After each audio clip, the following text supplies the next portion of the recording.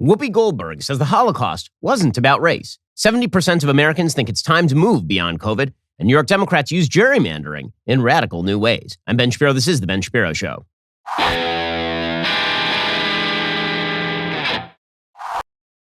The Ben Shapiro Show is sponsored by ExpressVPN. Privacy is a right, not a privilege. Defend your rights at expressvpn.com/Ben. We'll get to all the news in just one moment, and much news there is. But first, let's talk about the simple fact that inflation under the current administration is now at a 40-year high. Every single thing is more expensive. Cars, gas, groceries, housing. The cost of living increases are bankrupting Americans. Your wages might be increasing. Inflation is outpacing those wage increases. This is why you need to find areas in your life where you can save money. Your wireless bill is one of those places. Verizon, AT&T, T-Mobile, they all overcharge you for the same service you could be getting from Pure Talk at a fraction of the cost. That's why I'm a customer and why you should be one as well. And listen to this. Unlimited talk, text, and unlimited data plus hotspot for just $55 a month. That's right, more data for less money. Join the hundreds of thousands who are saving every single month with Pure Talk. Head on over to puretalk.com, find the plan that is right for you, find the phone that's right for you, or you can just bring your own. And then, this month only, enter promo code Ben Shapiro. You'll save an additional 25% off your first 3 months of coverage. That's puretalk.com, promo code Ben Shapiro. Why spend more money when you could be spending less money?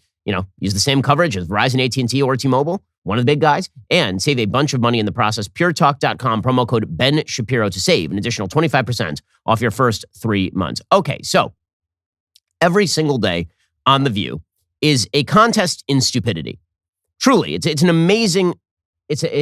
amazingly competitive match between some of the dumbest people on earth. No one really notices on a given day that Whoopi Goldberg is a very dumb person who says very dumb things because everybody else is so dumb on The View that she's constantly outshone. She seems like the most sane person on The View, which is kind of an amazing statement. Trying to suss out which person on The View is least intelligent is an exercise in quantum mechanics. But I will say that on Monday, Whoopi Goldberg really did stand out. It was astonishing. But here's the thing. It wasn't just that what she said was stupid. It's that what she says is anti-Semitic and vicious. It's anti-Semitic and vicious in a way that the left doesn't even believe is anti-Semitic and vicious. And that's what makes it so terrible. So the topic of the Holocaust came up. It came up in the context of this Tennessee school board, very, very small county, small town, McMinn County School Board, which decided that they were going to remove the Pulitzer Prize-winning graphic novel Mouse from their Holocaust curriculum for 8th graders. Okay, they weren't getting rid of it at the library. They weren't saying that no one can read it. They were saying that we don't want this to be part of the direct curriculum for 8th graders because there's a little bit of nudity and there's some cursing. Now, I may disagree with that, but this is what school boards do all over the country. In Seattle, they just get rid of things like To Kill a Mockingbird. But in McMinn County, they say we don't want Mouse here. We'll have something else here for the Holocaust unit. Now we're never going to teach the kids about the Holocaust again. We're just not going to use Mouse. And so, again, something I might disagree with, but certainly not an exercise in brutal, vicious anti-Semitism. Okay, but this turned into a global phenomenon, a massive scandal, because whenever there is a right-wing area that seems to suppress a book, this is a national story. When left-wing areas do it on a regular basis, that's not a national story. That's just them being good stewards of children. In any case, this was a controversial thing, became a controversial thing, by the way, months after the fact, or at least weeks after the fact. This happened at the beginning of the year. It didn't break until the very end of January. In any case, Whoopi Goldberg and the ladies of The View, the combined IQ of a kumquat, they decide that they are going to start talking about the Holocaust from their perches as great scholars of the Holocaust. And Whoopi Goldberg, maybe because her last name is Goldberg, decides that she is going to inject herself into this conversation. And she has a take on the Holocaust that is, I will say, unique, but not that unique. And here's why it's important. I'll explain in a second why it's important. First, let's hear Whoopi Goldberg explain why everyone in the world is racist except for Hitler, apparently. The Holocaust isn't about race. No. It's not about race. It is. Well, no, it's Jews about a different race. But it's not about race. It's not about race. What is it about? Because it's about man's inhumanity to man. That's what it's about. But it's about white supremacy. It's Well, about but going it's after not Jews about and race. gypsies But these are two Roma. white groups of people. Well, that was after black They people, didn't see too. them as white. And they were But after you're missing the homosexuals. point. You're missing the point. Yeah. The minute you turn it into race, it goes down this alley. Let's talk about it for what it is. It's how people treat each other. It's about how people treat each other. It's not about race. Okay, so you actually have to start this conversation a little earlier because Whoopi Goldberg actually said right before this that that this is white people. This is a direct quote. This is white people doing it to white people. Y'all go fight amongst yourselves. White people doing it to white people. Y'all go fight about this amongst yourselves. Now, naturally, everybody came down on Whoopi Goldberg because this is one of the dumbest things ever. I mean, the simple fact of the matter is that Hitler obviously treated the Jews as a race. He explicitly said they're not a religion, they are a race. The Nuremberg laws were directed against Jews as an ethnicity. And it really is only in the very, very modern era that people have started to lump in Jews with white people. For the vast majority of history, Jews were considered their own ethnic group. Not only were they considered their own ethnic group, they were barred from places like country clubs in many parts of the United States. It's really only in the last 30, 40 years that white people and Jews have been considered concomitant. In the same way, by the way, that Italians started being considered white, Irish people started being considered white, Germans started being considered white. Like, white as a group has been expanding for quite a while in terms of popular rubric. But there's no question that the Germans saw the Jews as a separate race. So did the French, by the way, right? Which is why the Dreyfus Affair was a thing. So Whoopi Goldberg is ignorant, no question. I mean, what she's saying is full-scale stupid. It's ignorant. I mean, this is a direct quote from Hitler in Mein Kampf, quote, "Is not their very existence founded on one great lie, namely, that they are a religious community, whereas in reality, they are a race." Hitler's big thing was that he liked to call Jews a race of parasites. So Whoopi Goldberg is just wrong on the merits. So in one second, we'll get to her apology and then her doubling down on Stephen Colbert. But what I really want to get into is why this matters, because it actually does matter quite an awful lot. It goes to the heart of what the left thinks about race and systems of power, and it's really dangerous. It actually foments anti-Semitism. It forwards anti-Semitism. We'll get to that in just 1 second. First, let's talk about something you can do for your loved one this Valentine's Day season. I'm talking about the great gift of fine pearl jewelry at the Pearl Source. You get the highest quality pearl jewelry at up to 70% off retail prices. Why? Because the Pearl Source cuts out the middleman by eliminating those crazy jewelry store markups and selling directly to you, the consumer. At the Pearl Source, you'll find the largest selection of pearls available anywhere. Each jewelry piece is custom made specifically for you.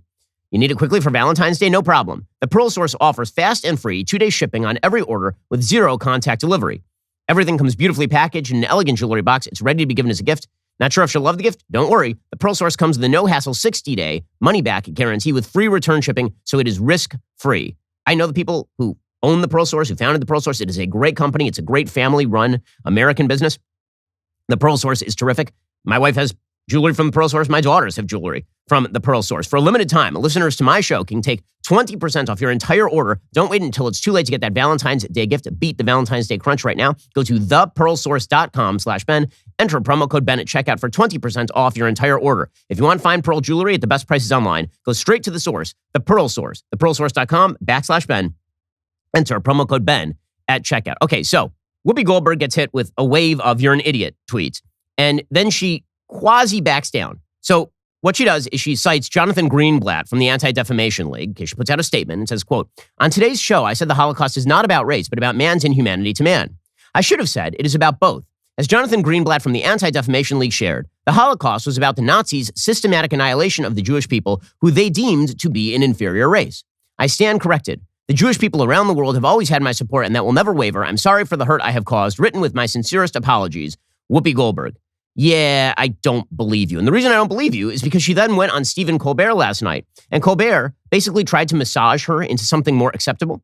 And both he and Whoopi Goldberg screwed it up. But Whoopi just kept doubling down on the idea that this was white people who are trying to murder other white people, which means that it's between two of y'all, right? It's between y'all, as she suggested on The View. Here is Whoopi Goldberg again, trying to suggest that discrimination only exists when you can see visible differences between people, and not when you make up physical differences. By the way, the Nazis tried to come up with physical differences between Jews and Aryans, right? They tried to suggest that Jews had longer noses and certain types of physiognomy and all of this. Anyway, here is Whoopi Goldberg screwing it up again.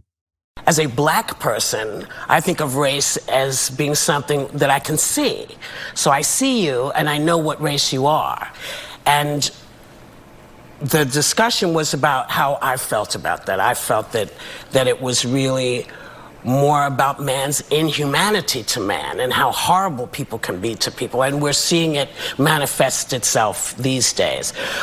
Okay, so then Colbert tried to massage her into, he said, what I've read about how the Nazis operated when they found out that you were of the Jewish race, that's why they'd make you wear a star so they could see. And then Goldberg started doubling down. She said, so they could identify you. But my point is they had to do the work. If the Klan is coming down the street and I'm standing with a Jewish friend and neither one well, I'm going to run. But if my friend decides not to run, they'll get passed by most times because you can't tell who's Jewish. It's not something that people say, oh, that person is Jewish or this person is Jewish. You're right. No one in history has ever said this person is Jewish or that person is Jewish. No one's ever done that, ever. Actually, Whoopi Goldberg. It's kind of astonishing. By the way, if you said to Whoopi Goldberg, on a logical level, she is suggesting that race and racism only apply when you can actually identify at a moment's notice what the person's race is. We know that isn't true. There have been many cases in American history, particularly during the segregation era, when black people who were very light-skinned would attempt to pass as white. And when they were found out to be black, using the quote-unquote one-drop rule, which is the most racist thing ever, when they were found out to be black, they were then discriminated against. So according to Whoopi Goldberg, that wouldn't be about race. That would be a white person discriminating against a white person, presumably, because they're not overtly identifiable. Okay, here's the reason why Whoopi Goldberg is doing this. It's not because Whoopi Goldberg is trying to get beyond race. There are two ways of reading Whoopi Goldberg. The kind reading is that she's trying to get beyond race, but we know that's not the case because Whoopi Goldberg has never, ever gotten beyond race in any controversy ever. Everyone, apparently everywhere, is racist except for Hitler. Except for the Holocaust, which wasn't racist because it was about white people attacking white people. Everything else is racist. To understand what Whoopi Goldberg is saying and why this matters, you have to understand intersectional theory. So intersectional theory basically suggests that structures of power are set up whereby victimizing groups victimize people in victimized groups. And the way you can tell who is a victimizing group is by success level. When you look at America, for example, you can see that black Americans are victimized, not by looking at their actual treatment in American society, but because they are less wealthy than, for example, white groups. And this is why you will see intersectional hierarchy advocates suggesting that black people today are meeting with the same sorts of discrimination in subtler ways than they were 70 years ago, which of course is absurd on its face. In fact, the only legal discrimination allowed in the United States right now is discrimination in favor of black candidates, as Joe Biden is proving with his Supreme Court pick. In any case, the basic notion that systems of power undergird all of success and failure, and therefore that the white success in America right now is due to white supremacy, and black lack of success on a group level is due to white supremacy, right? This is the intersectional theory. This is what's promoted by Kimberly Crenshaw. This is what's promoted by Ibram X. Kendi. It's nonsense. It's nonsense because it fails to treat people as individuals. And then it goes even further. It suggests that the systems of power that have been set up by white people in the United States are systems that value things like promptness, timeliness, personal responsibility. And these are racial constructs. These are societal constructs made up by white people to benefit white people. This is the underlying theory of critical race theory, which again was, if you think that I'm exaggerating this was an actual display at the National Museum of African American History at the Smithsonian. It was a whole display about white ideas, and those white ideas included things like personal responsibility and timeliness. It was insane. Super racist, right? David Duke agreed with every word. Okay, but this is the intersectional theory. And according to the intersectional theorists, Jews are white because Jews are successful. This is why Asians are now becoming white adjacent. This is how intersectional theorists term Asians today. Asian American groups that are disproportionately successful would blow up the entire intersectional matrix. Because again, the intersectional matrix is based on the idea that white people constructed systems to benefit white people. That they are subtly and innately racist because the systems benefit the whites. The problem is the highest earning income groups in the United States are groups like Indian Americans and Asian Americans, Korean Americans, Nigerian Americans. And so it's very difficult to make the case that America is a white supremacist society when the highest earning groups in America are not white. And so what the intersectional theorists do instead is they say that these groups are now white adjacent. This first started being applied with regard to Jews. So the idea was that when Jews became financially successful, they were now white. And if you are on that intersectional hierarchy, if you rank near the top in terms of your victimizing status, this means you can no longer be victimized. Jews can no longer be victimized. You understand? The only way Jews can ever be victimized is if they are victimized by somebody higher on the intersectional hierarchy. White people, right? So if there's white supremacists and they murder Jews at Tree of Life, then you can talk about anti-Semitism. However, if Ilhan Omar, who is of Arab extraction, if Ilhan Omar from Somalia or Rashida Tlaib, who is Palestinian, if either of them spout open anti-Semitism, that's not anti-Semitism because both of them are lower on the intersectional hierarchy in terms of power dynamics.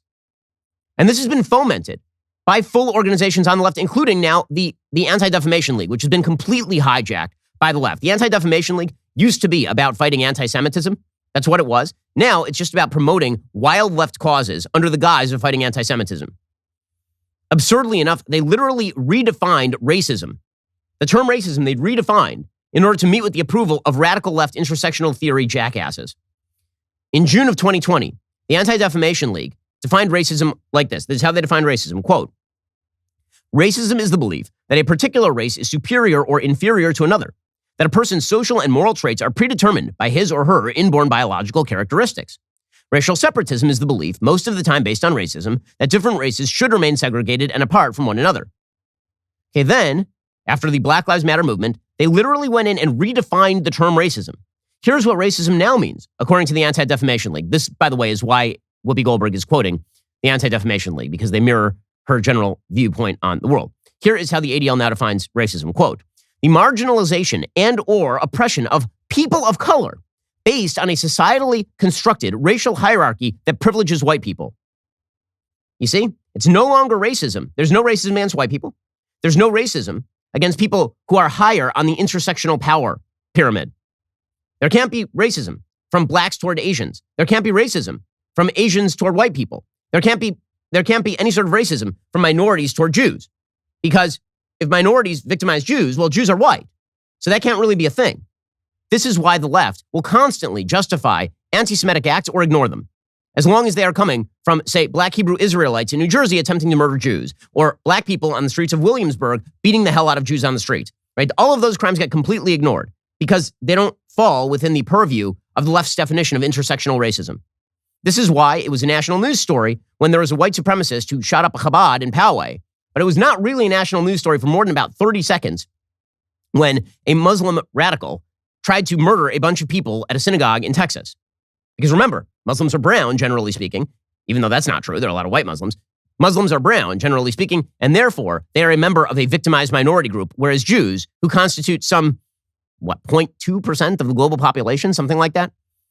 Jews are a majority evil power group, while Muslims, who constitute about, 1.5 billion, 2 billion people on planet Earth, that's a victimized minority group.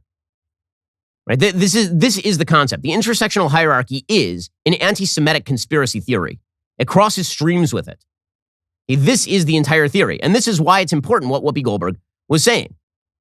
We'll get to more of this in just 1 second. First, we here at the Daily Wire, we love to support excellent American companies, which is why we at the Daily Wire are exclusive now with Good Ranchers, the 100% American meat company. Now, here's the thing. They're not just good ranchers. They're the best ranchers. Once we laid eyes on the steaks from Good Ranchers, it was hunger at first sight. They sell beef that is 100% born, raised, harvested right here in the United States. That's a big deal considering 85% of the grass-fed beef sold in stores and online is imported from overseas. With Good Ranchers, you help support local American farms and ranches while getting steakhouse quality cuts delivered straight to your door. They win on quality, price, and mission, which is why we are very excited to partner with them. I've met the owners of the company. Fantastic, fantastic people. They take good care of us. They will take great care of you. Head on over to goodranchers.com/Ben to get their biggest offer ever. $30 off your first order plus free express shipping. Use code Ben at checkout or go to goodranchers.com/Ben to get $30 off your box of delicious American meat. You know, ladies, you're trying to figure out what to get for your guy on Valentine's Day?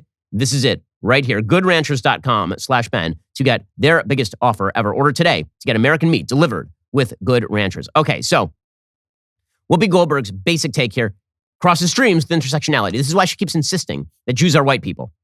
And because Jews are white people, they can't actually be victimized. They are only the victimizers. You see this play out in the Middle East all the time. And whenever there is a war between Israel and Hamas is an overt terrorist group that wishes to murder children and push Jews into the sea. You will see the intersectional left in the United States hop on out and say that the Jews are the problem because the Jews are white. And Representative Jamal Bowman from New York actually said this last time around. He condemned Israel for defending itself against rocket attacks by Hamas. He said that they were, quote, they were creating black and brown bodies being brutalized and murdered. It's about race. And the Jews are white. I mean, never mind, by the way, the fact that there are tons of not white Jews. Right? My wife is a Moroccan Jew. Okay? There's a whole sect of Ethiopian Jews. Okay? There are tons of Jews from all over the world, many different ethnicities. But they are not white, and they are also not just a consolidated group of anti-brown people. It's absurd. It's absurd. Okay, but this has to be part of the generalized power dynamic theory of the left. And the intersectional theory about life and the anti-Semitic theory about life are almost indistinguishable. Intersectionality claims that white people control societal institutions for the empowerment of white people. Anti-Semitism claims that Jews control global institutions on behalf of Jewish people. Intersectionality then claims that Jews are white people. Okay, well, by the transitive property, if Jews are white people, and if white people control all the institutions of society, then Jews control all the institutions of society, and you're just saying anti-Semitism now. So this is why this matters. And it really does. And it allows for anti-Semitism not just to prosper and flourish, but to be ignored by wide swaths of the left on behalf of anti-racism. In order to fight racism, you have to be anti-Semitic. In order to fight racism, you have to pretend that Jews are white people and that attacks on Jews are innately attacks that are not race-centered and have nothing to do with race. So the only type of anti-Semitism that the left ever pays attention to, for example, are neo-Nazi rallies in Florida. So this got all sorts of attention in Orlando. Now, all my friends started sending me, obviously, clips of this. In Orlando, there was a group of anti-Semites who got together, neo-Nazis, and it was like 15 to 20 of them. And they were just shouting anti-Semitic slogans and carrying Nazi flags and doing what horrible white supremacist anti-Semites do. And then Ron DeSantis was asked about this, and Ron DeSantis called them jackasses, which they are. And the left said, well, why isn't Ron DeSantis stopping all of this? Why isn't number one, these people are garbage. Also, the First Amendment does exist in the United States, and Ron DeSantis is the governor of one of these states in the United States. So he doesn't actually have the legal power, nor should he, to stop the Nazis from being in the park over here. That used to be, by the way, the position of the left, right? That was the ACLU that was suing to allow Nazis to march through Skokie, for example. Okay, but the left decided that Ron DeSantis was an anti-Semite because he wasn't doing enough about this. Meanwhile, they've got Ilhan Omar over here and Rashida Tlaib over here, and they're hanging out with Linda Sarsour, and they got Bernie Sanders hanging out with Jeremy Corbyn. It's an absurdity. It's an absurdity. Meanwhile, they're just ignoring, for a fact, other overt acts of anti-Semitism that don't meet with the intersectional hierarchy's approval.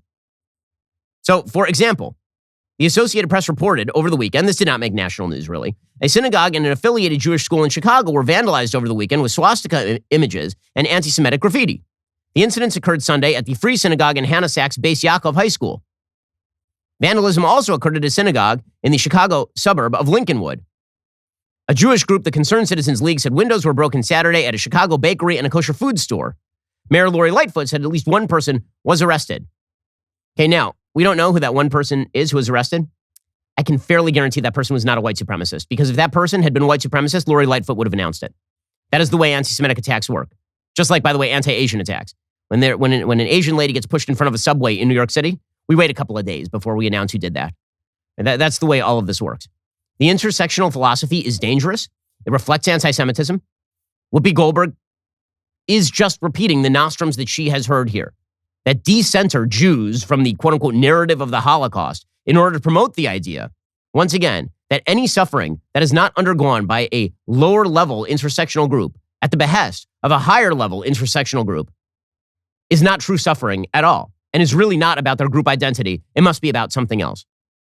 In just 1 second, we'll get to the latest on COVID. New polling showing that Americans are ready to move on, but Democrats are certainly not. We'll get to that in a moment. First, let's talk about getting in shape. So this New Year's, you've been thinking a lot about getting in shape and maybe blown it off for the past couple of weeks. But here is the thing. Now is a great time to get started. I can't always make it to the gym, and sometimes the day just creeps up on me. Well, that means that about 8 o'clock at night, it's time to pop on my Echelon bike. Echelon brings the gym home to you. Have a New Year's resolution, reach your fitness goals? It can really help to have a world-class instructor choreographing classes, music from your favorite artists, a community of hundreds of thousands of people who can give you that extra push. Echelon will give you that. Echelon is the affordable way to get the workout equipment, the workout community, and an instructor's motivation right in the comfort of your own home. Echelon's fitness app provides you thousands of live and on-demand classes with great music. With Echelon, you can work out anytime, day or night, and crush those fitness goals. Just pick your class, climb the leaderboard, cheer each other on, give it your all. Echelon's certified fitness instructors are supportive, engaging, and fun. They really know how to get you moving. Echelon's full range of affordable workout equipment, including stationary bikes, smart rowers, sleek fitness screens, the auto-folding treadmill, are all connected to provide the Echelon experience.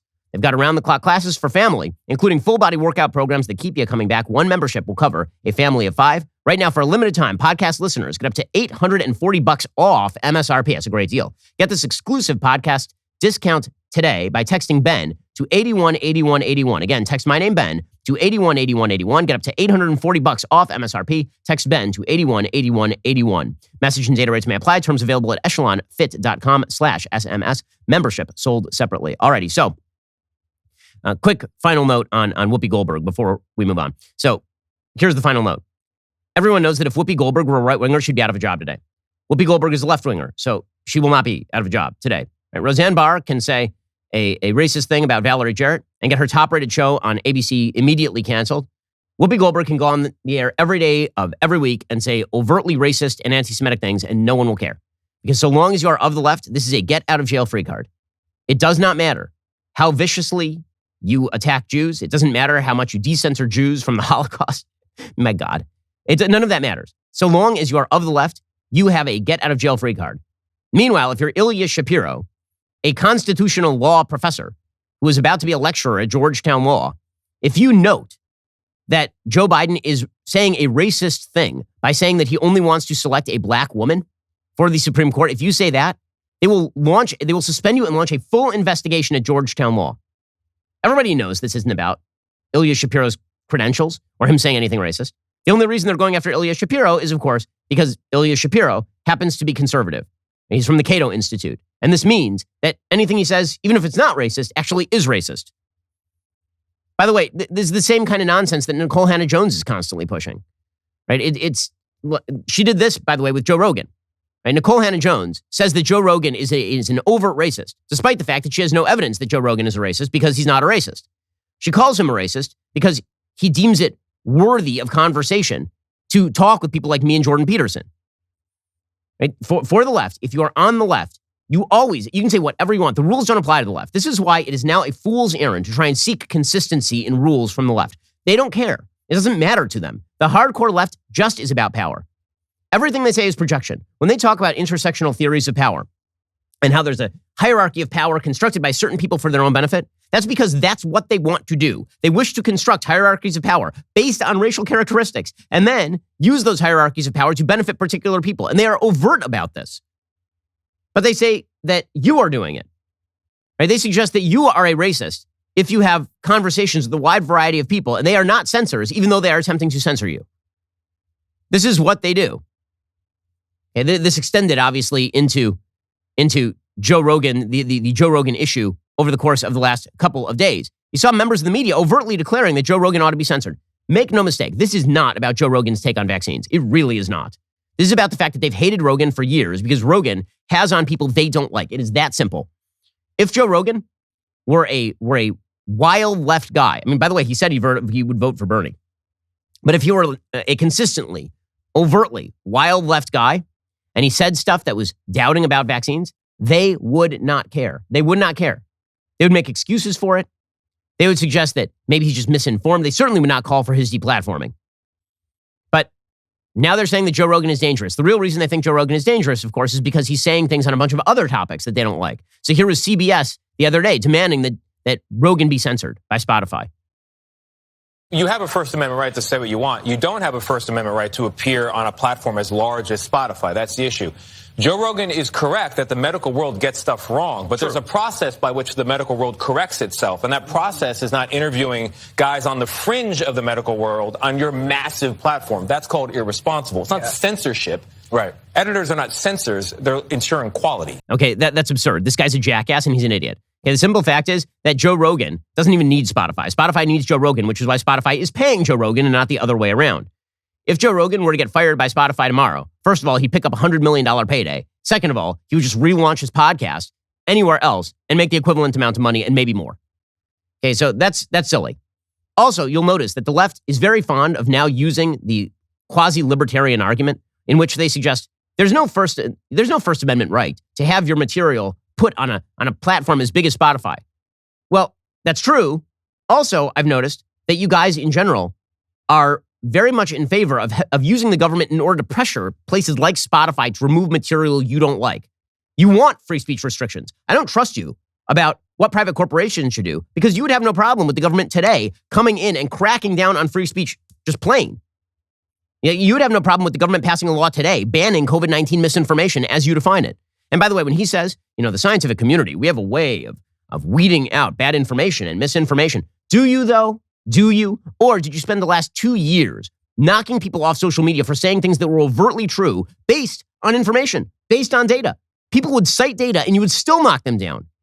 For the left, it's not about open discourse and a scientific process. It's about we get what we want or we knock you down. That's all. Brian Stelter did the same thing on CNN. He was saying, the problem isn't that people trust Rogan more than they trust us because of us. The problem isn't us. The problem is the people. They should trust us. And we've been having on every nut we can find to suggest that children must mask until the end of time and that millions of children are dying all the time. And all. They need to trust us because we're really good at this, as Brian Stelter. You think about major newsrooms like CNN that have health departments and desks and operations that work hard on verifying information on COVID-19. And then you have talk show stars like Joe Rogan who just wing it, who make it up as they go along. And because figures like Rogan are trusted by people that don't trust real newsrooms, we have a problem that's much bigger than Spotify, much bigger than any single platform, Kate. But that's what is the heart of this right now. Okay, by the way, I guarantee you that if Joe Rogan sat down with Brian Stelter, he knows much more about vaccines and about COVID than Brian Stelter knows. Brian Stelter knows a bunch of slogans he's been hearing from Leanna Wen. That's pretty much all that Brian Stelter knows at all. Rogan, for his part, made the proper and correct move when asked about this. And he gave like a quasi-apology. It wasn't really an apology. I mean, Joe basically said, if you're offended, sorry. And I'll try to have on more guests of diverse viewpoints, I guess. But the real point that he made was at the beginning of his quasi-apology, in which he pointed out, you guys keep saying misinformation, but 3/4 of what you said was misinformation now turns out to be true. The problem I have with the term misinformation, especially today, is that many of the things that we thought of as misinformation just a short while ago are now accepted as fact.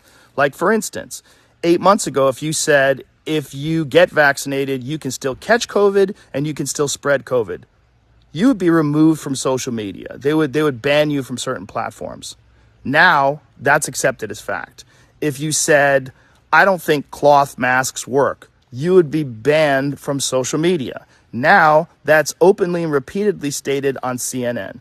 If you said, I think it's possible that COVID-19 came from a lab, you'd be banned from many social media platforms. Now, that's on the cover of Newsweek. Okay, meanwhile, by the way, Reuters put out a report, ivermectin, people medicine, as Joe Rogan once suggested. There's a report today from Reuters suggesting that there has been a Japanese company that says that ivermectin shows an antiviral effect against COVID. That is Reuters. Not me, not Joe Rogan, Reuters. Okay, but this is the whole point. The whole point is that if you follow the priors of the left, and if you do what they say on any given day, they will allow you to get away with murder. They will allow you to get away with pretty much anything, which is why you should not trust them. When they suggest that they want to crack down on big tech because they don't like big tech's predations over data, no, what they really want is just to control what big tech allows you to see. Half of the problems that we've had with YouTube and Facebook and all the rest of the social media companies are the government trying to cudgel all of these social media companies into line to do the sort of censorship that the government could not do itself. They've basically militarized all of these companies to do all of the things that they weren't able to do in the first place. Again, these folks have no principles on the left. There's no principle to which they will not, there's no principle they won't discard in pursuit of power. I'll get to that in just a second because the way that New York is now redistricting is a full-scale violation of all of their precepts with regard to supposed voter equality. We'll get to that in just 1 second. First, I'm sure we all know about the Ring video doorbell by now because I've been talking about it for quite a while, but something you may not know is that Ring also makes an alarm. It is true. Ring makes an alarm. Ring Alarm is an award-winning home security system with available professional monitoring. Best of all, you can easily install it yourself. I did it myself. It's simple to set up, easy to use. I got all of the sensors for motion, doors, and windows that will work on any house or apartment like yours. I get notified right on my phone whenever anything is detected, which is why I've partnered with Ring. So, like me with Ring Alarm, you and your loved ones can rest easy knowing Ring is helping to protect your home. And it's more than just security. You can add sensors that help protect your home from flood, freeze, and fire as well. And they've got professional monitoring, which gives you peace of mind.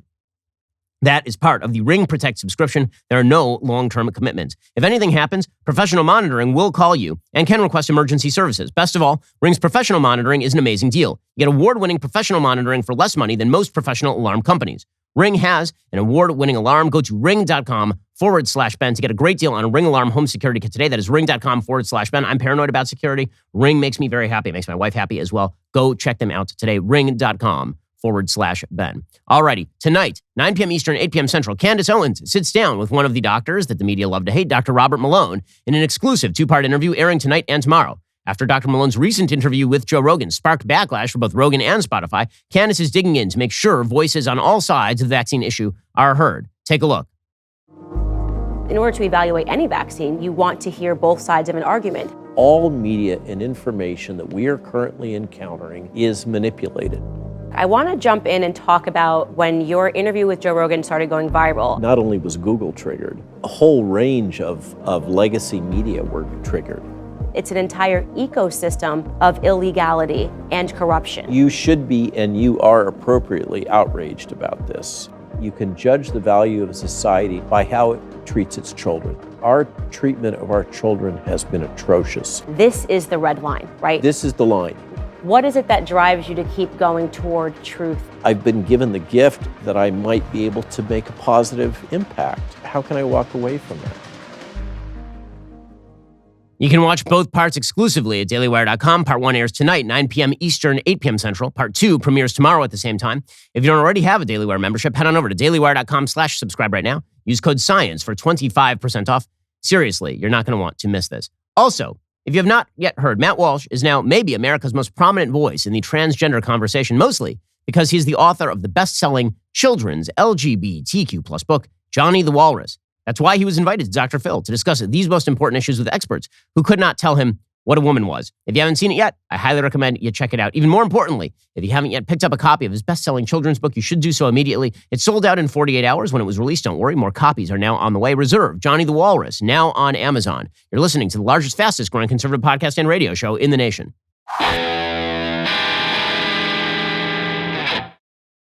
When I talk about the fact that Democrats don't have any principles, I mean it. So Democrats have been complaining here for, years now about evil Republican redistricting. The Republicans were going to redistrict their way into a majority in the House. Well, here's what they are doing in New York.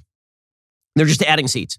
They've just created an entirely new map in which New York Democrats could gain 3 House seats and lose a Republican seat. Remember that New York is set to lose a seat because of all the population movement away from New York because of leftist governance.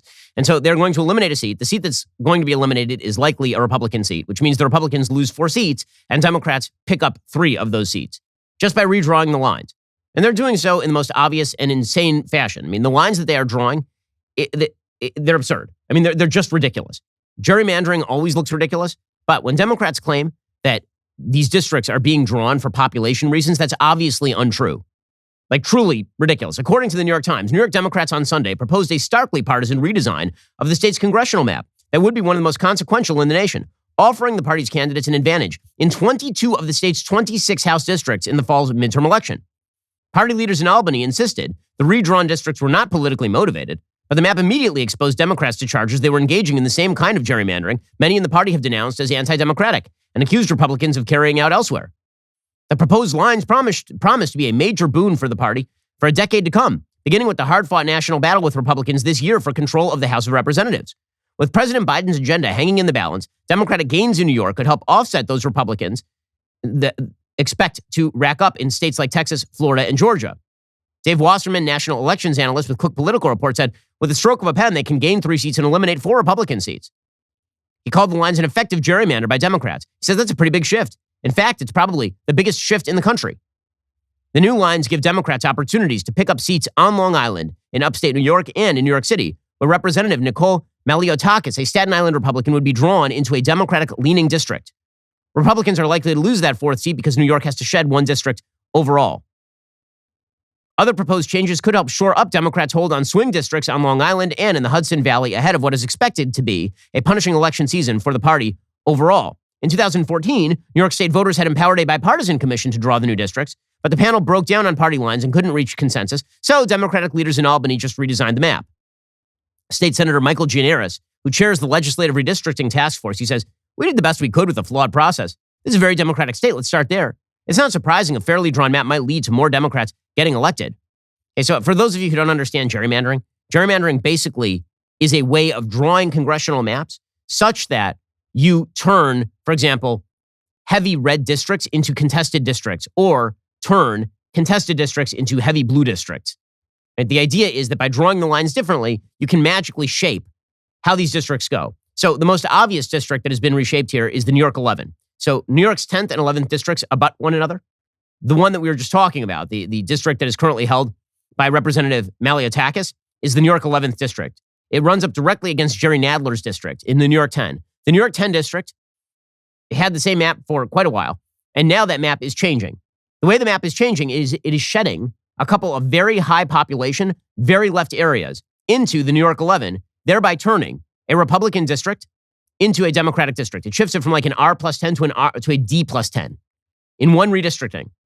And you'll notice the way that they drew the lines when they included a bunch of new districts from Brooklyn in the New York 11. They specifically left out all the Orthodox Jewish neighborhoods, which are remaining in Jerry Nadler's district. Those are remaining in Jerry Nadler's district because the last thing they want to do is add a bunch of Orthodox Jews to the New York 11. If they add a bunch of Orthodox Jews to the New York 11, it gets more Republican again. So some might suggest that that is a watering down of the Jewish vote, which of course it is. But no, Democrats would never do anything like that. They hate discrimination. All they want is one man, one vote. Yeah, unless they're doing the redistricting. The maps look ridiculous. I mean, if you actually look at a picture of the map, it looks like a Rorschach test. It's absurd.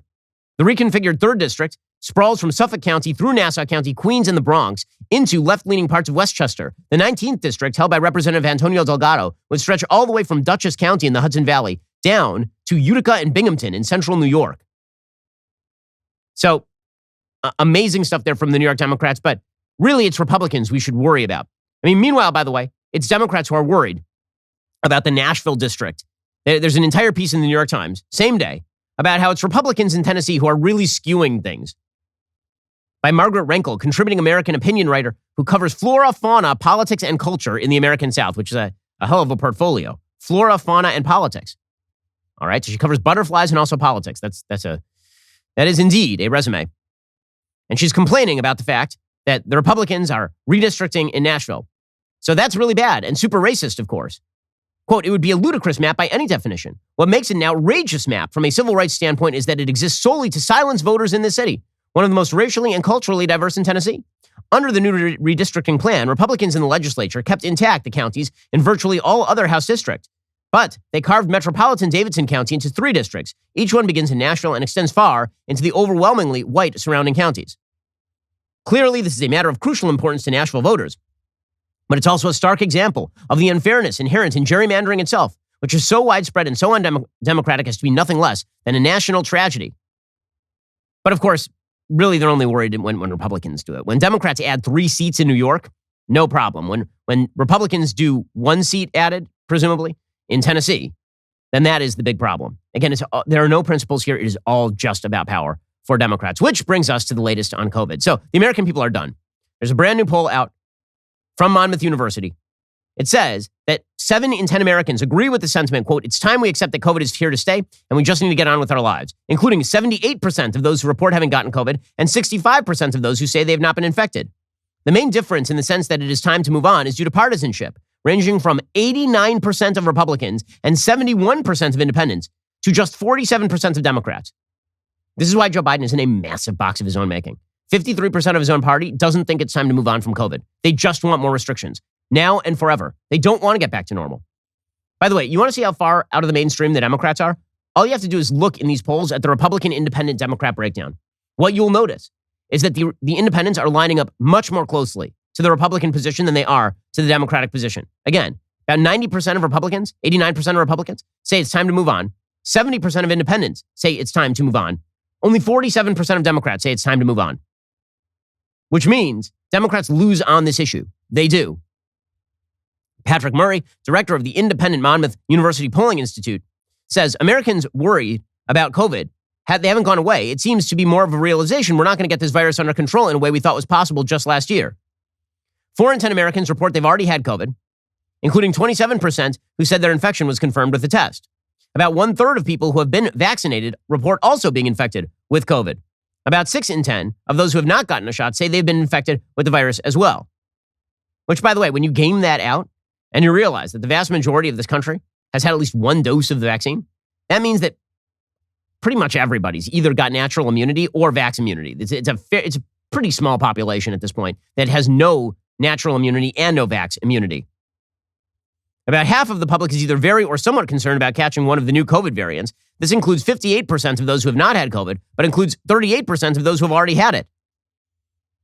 The number of adults who are very concerned about catching a new variant is up somewhat from early December, which was only about 14%, before Omicron hit the United States. But a stable proportion of the public remains opposed to vaccination. Nearly half of American adults, 45%, report getting the booster, but a significant number, 37%, remain unlikely to ever do so. So again, what this poll basically says is that many Americans are pretty much done.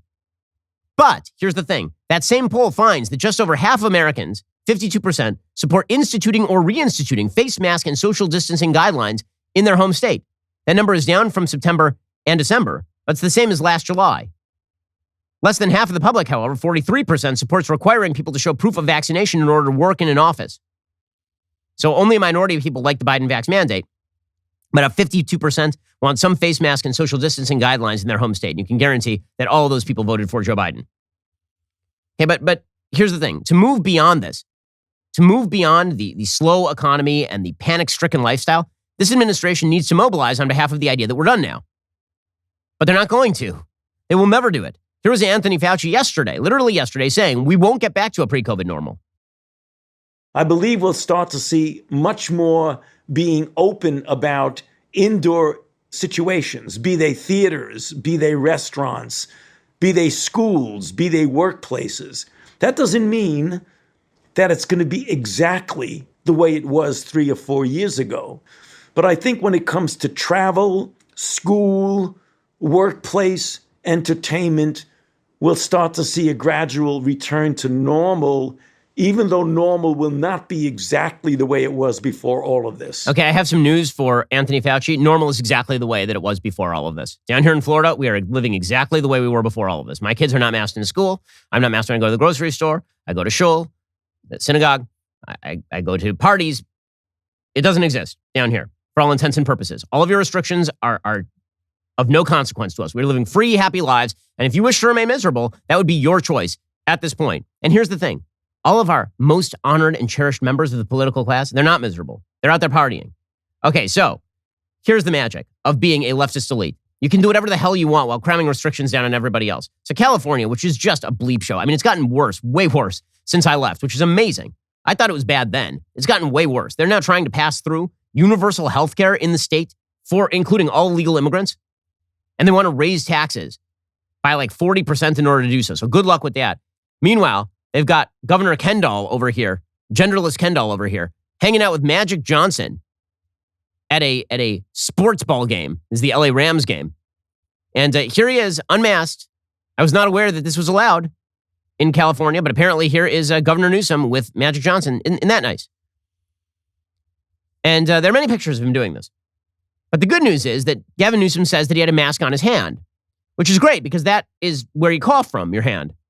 Typically, when I have some sort of cough, if I had COVID, I would assume that my hand would grow some sort of orifice and then I would start ejecting, like Spider-Man, COVID from my hand. Here is Gavin Newsom explaining that as long as the mask is on his hand, by the transitive property, it's on his mouth also.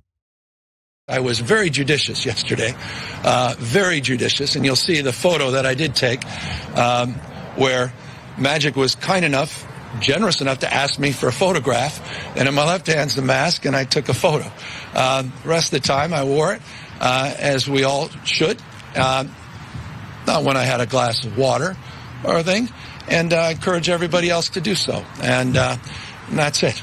That's it. That's it. By the way, you should definitely mask up and wear one of those useless cloth masks around the immunocompromised. Like say that you know that somebody is maybe the most famous person who's ever had HIV. Gavin Newsom. Yeah. Maybe that person is slightly overweight and is reaching the age of risk. Magic Johnson is 62 years old. Yeah. Gavin Newsom doing yeoman's work over there. Meanwhile, Boris Johnson in serious hot water over in Great Britain because, as it turns out, he also was partying it up while pushing COVID restrictions on everybody else. What's amazing is all these politicians who basically are apologizing for the partying, not the restrictions. No one is pissed about the partying. We're pissed that you guys are hypocrites and ridiculous. That's why we're angry. The folks in Britain who are angry at Boris Johnson are not angry that he was partying while everybody else was locked down. They're angry that everybody else was locked down. But again, politicians, man, they have to maintain levels of control. Firstly, I want to say sorry. And I'm sorry for the things we simply didn't get right, and also sorry for the way that this matter has been handled. And it's no use saying that this or that was within the rules, and it's no use saying that people were working hard. This pandemic was hard for everyone. To the people of this country, I know what the issue is. Yes, Mr. Speaker, yes. It's whether this government can be trusted to deliver. And I say, Mr. Speaker, yes, we can be trusted. Okay, so one of my favorite things about Britain is that for all of the talk about gentility, they're so much more vicious with each other in these public settings. I wish that Congress worked like this. We all get to, it's really amazing. We really are very prim and proper here in the United States. For all the talk about lack of comity, do you ever hear that in Congress? Remember that time when there was a representative named Joe Wilson who got up during the State of the Union and shouted, "You lie" at Barack Obama, and was like, "Oh my God, treason! He's the worst person who ever lived." It turned out Barack Obama was not telling the truth. Like, that's every day in the UK. I kind of like it. I kind of want more of that. I wish that our politicians went at each other more like that. I think that'd be good, as opposed to sniping at each other in the press, like pretending to be best friends while they're with each other. And then they go out behind back and they talk to CBS and call each other racist. In Britain, they just say it right to their faces, which I kind of do appreciate. But the broader point is this: Boris Johnson is under fire, not because he's a hypocrite. He's under fire because his rule is dumb. Same thing with Randy Weingarten, right? Randy Weingarten is now saying that we have to keep masking kids. By the way, Denver now has a new rule. You ready for Denver's new rule? Denver has now said adults can go to restaurants and businesses with no mask, but kids have to mask up. You're all insane. You've all lost your damn minds. You're not following the science whatsoever. Here's Randy Weingarten, who doesn't give a crap about the science. All she wants is her teachers to get paid for never having to go back to a classroom again. There's not a person I know who wants to wear these things, but the reason we wear them is to protect ourselves and others. It's not about, particularly in the midst of Omicron, CDC and others have basically said that this has helped protect people from huge dissemination of a very, very transmissible virus. There is no data. I would say to the governor of Virginia and to others, wait till the end of the Omicron spike. None of us want to wear the mask. We want to actually, though, make sure that kids are in school and stay in school. Okay, she's so full of crap. These people are so full of crap. She doesn't care about kids staying in school. She wants the kids never to have to go back to school and her teachers to keep getting paid by the state. We know that she's not going to stop with the end of Omicron. This is going to be the new normal. The new normal that the left wants is perpetual panic over whatever public health emergency they can declare. This is a sign of fealty. It is a religious icon. In the same way that I wear a yarmulke to show fealty to God, there's a bunch of people out there in the United States who are now wearing face masks to show fealty to government. That is what this is. Fealty to left-wing principles and a bizarre cultic belief system that if you do all the things the government tells you to do, you won't get Omicron and you won't get sick and you'll have done all of the sacrifices to the gods of COVID. The left created this bizarre mentality at the beginning of the pandemic that COVID was basically God's punishment to the United States for electing Donald Trump. It was the Trump disease. Trump had made it spread. And that only government could cure it, and only faith in government. If you clap hard enough, Tinkerbell will live. And then Joe Biden took over, and they got what they wanted. And guess what? More people have died under Joe Biden than died under Donald Trump, because it turns out no one can control a pandemic like this. It's just not possible. But they can't accept that, because that would break their pre-existing belief system. This is the rule. Whether we're talking about the intersectional philosophy of life that results in full anti-Semitism, or whether we are talking about Omicron, the pattern for the left is posit a theory that has nothing to do with reality, crash headlong into the iceberg of reality, and then keep putting your foot to the gas. Keep pushing that boat into the iceberg. After all, it's all just a matter of willpower. You can outwill that iceberg. You just keep going, man. You have to just keep pretending along. And any failures that you have experienced are not the result of your own failures of your philosophy. No, those failures are not the result of your religious iconography. Those failures are the result of heretics. And if we burn enough heretics at the stake, then we will get to a pure world in which everyone agrees with you. And then the messianic leftism, utopianism of the left will arrive, full-fledged on earth. That's what this comes down to. It's a religious worldview. Much more religious worldview than any of the worldviews that I hold, and I'm a pretty religious guy. Meanwhile, Justin Trudeau doing the same thing up in Canada, ripping the truckers again. So this guy now has COVID. So after all of his precautions, after all of his hiding basements, after all of his ridiculous pledges to perform sacrifices of vegan animals on the pagan altars of COVID, this guy got COVID. Here he was yesterday announcing that the truckers are the bad guys. I have attended protests and rallies in the past when I agreed with the goals, when I supported the people expressing their concerns and their issues. Black Lives Matter is an excellent example of that. But I have also chosen to not go anywhere near protests that have expressed hateful rhetoric, violence towards fellow citizens, and a disrespect not just of science, but of the frontline health workers and, quite frankly, the 90% of truckers who have been doing the right thing to keep Canadians safe, to put food on our tables. What a damn joke this guy is. Canadians know where I stand. This is a moment for responsible leaders to think carefully about where they stand and who they stand with. I used to call this guy handsome Bernie Sanders, but now he's kind of mediocre looking Bernie Sanders. I have to say that COVID appears to have taken some of the life out of him. But my favorite part of this statement is where he says that these trucker protests, which have been peaceful so far as I'm aware, there were no arrests. These are really bad. They're really bad. And they're quasi-violent. They're violent. They've expressed hateful rhetoric, violence toward fellow citizens, disrespect of science, But by the way, he attended Black Lives Matter protests in the middle of the pandemic. I never forget that all of your experts who told you that you could not go outside with your kids to a park also said that you should twerk in the streets for George Floyd, predicated on the lie that American law enforcement are systematically racist against black people. Never forget that, because these are the experts who expect you to trust them and not Joe Rogan. These are the people who let Whoopi Goldberg off the hook for anti-Semitism. These are the people who tell you that if you perform all of these acts of obeisance with your children on behalf of them so they can go to their nightclubs and sip their cosmopolitans, then this makes you a better person, a more morally praiseworthy person. They're a joke. They won't stop being a joke. People know they're a joke. They're going to get their asses kicked in November, and they deserve to have it. And it's not just going to be in the United States. Internationally, reality is coming for these philosophies. The iceberg is right ahead. And if they don't pay attention, that iceberg is going to take their ship down, and they will deserve it. Every bit of it. Alrighty, we'll be back here later today with an additional hour of content. Coming up soon is the Matt Walsh Show, airing at 1:30 p.m. Eastern. Be sure to check it out over at dailywire.com. I'm Ben Shapiro. This is The Ben Shapiro Show.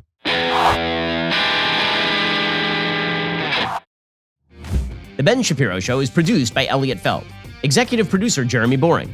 Our supervising producer is Mathis Glover. And our production manager is Pavel Wydowski. Associate producer Bradford Carrington. Editing is by Adam Sayevitz. Audio is mixed by Mike Coromina. Hair and makeup is by Fabiola Cristina. Production assistant, Jessica Crand. The Ben Shapiro Show is a Daily Wire production. Copyright Daily Wire 2022. On the Matt Walsh Show, we talk about the things that matter, real issues that affect you, your family, our country, not just politics, but culture, faith, current events, all the fundamentals. If they matter to you, come check out the show.